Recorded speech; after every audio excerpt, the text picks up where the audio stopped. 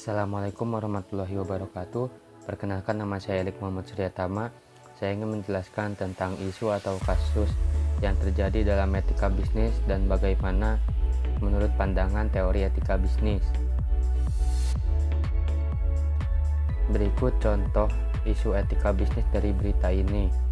Terbukti monopoli, perusahaan semen ini didenda KPPU 22 miliar. Analisis menggunakan teori etika bisnis. Teori-teori utama etika bisnis antara lain utilitarianisme atau teleologi, deontologi, teori hak, teori keutamaan atau virtu etik, dan egoisme etis.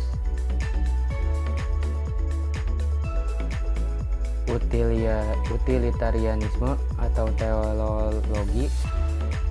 Utilitarianisme adalah teori ketika moral yang menilai baik buruknya suatu tindakan berdasarkan konsekuensinya dengan tujuan memaksimalkan kebahagiaan dan kemanfaatan bagi sebanyak-banyaknya orang atau the greatest happiness for the greatest number. Dipelopori oleh Jeremy Bentham dan John Stuart Mill. Paham ini menekankan pengurangan penderitaan dan peningkatan kesenangan, sering disebut sebagai konsekuensialisme.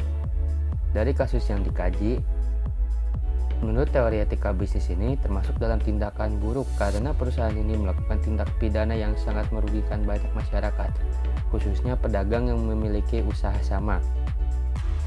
Melakukan monopoli pasar dengan menurunkan harga barang dengan berlebihan dapat merusak harga pasar itu sendiri. Ditambah banyaknya masyarakat yang beralih membeli barang lebih murah dengan sejenisnya sehingga membuat rugi pedagang yang ada di sekitarnya. Lalu ada deontologi.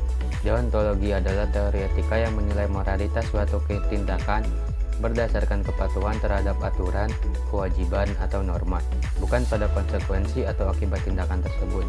Dikembangkan utamanya oleh Immanuel Kant. Teori ini menekankan bahwa tindakan dianggap benar jika dilakukan karena kewajiban moral yang bersifat mutlak atau universal.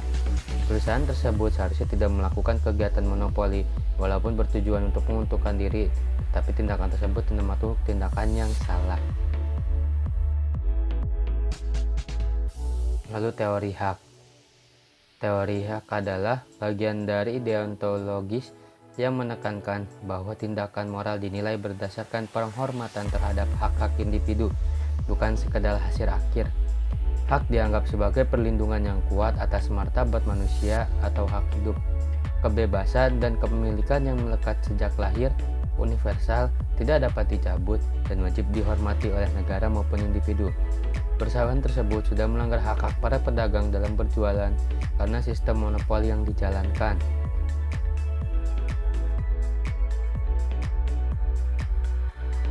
Teori keutamaan. Teori keutamaan atau virtu etik adalah pendekatan yang menekankan pada pembentukan karakter, watak, dan kebajikan moral seseorang. Daripada sekedar menilai perbuatan berdasarkan peraturan atau deontologi, atau hasil akhir atau teleologi, teori ini berfokus pada pengembangan sifat baik seperti kejujuran, keberanian, dan keadilan yang mendarah daging.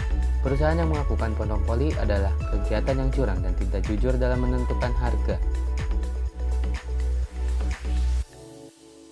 Lalu yang terakhir ada egoisme etis. Egoisme etis adalah teori moral normatif yang menyatakan bahwa seseorang seharusnya bertindak demi kepentingan diri sendiri. Ini dianggap etis karena memaksimalkan keuntungan pribadi, bahkan jika berdampak negatif pada orang lain. Pendekatan ini menuntut tindakan yang mengutamakan kepentingan diri sendiri. Pada teori moral ini, perusahaan melakukan hal yang benar dengan melakukan monopoli pasar demi mengambil keuntungan bagi perusahaannya sendiri. Sekian dari saya, mohon maaf bila ada kekurangan. Wassalamualaikum warahmatullahi wabarakatuh.